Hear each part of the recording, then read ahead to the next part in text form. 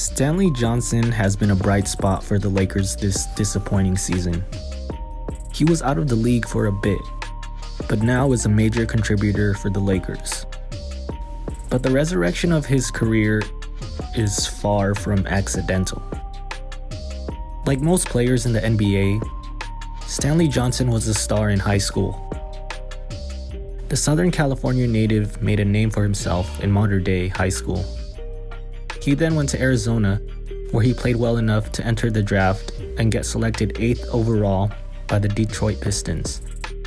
However, his career didn't pan out like you'd hope an 8th overall pick would. He bounced around teams and eventually went to the G League. For some reason or another, he wasn't fit for the NBA. Maybe his shot wasn't consistent enough. Maybe he could never adjust to being a good role player. But fate brought him to the Lakers organization.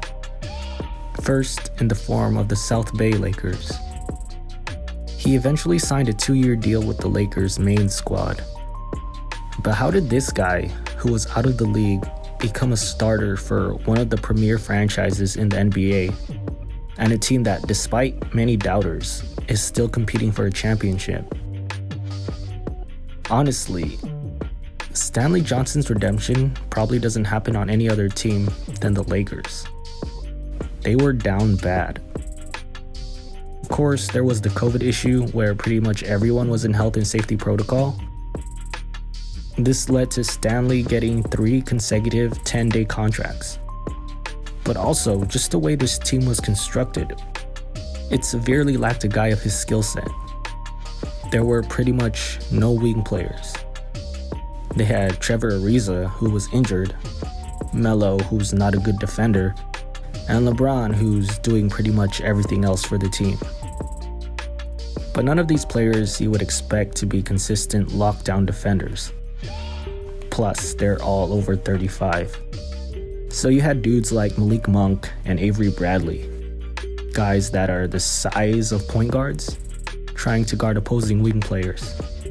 So obviously, the Lakers were struggling on defense. So pretty much anybody with that skill set, a 3-and-D wing, would be helpful on the Lakers. So Stanley Johnson, a young, long, athletic wing who's about 6'6", maybe 6'7", he fit perfectly on this team.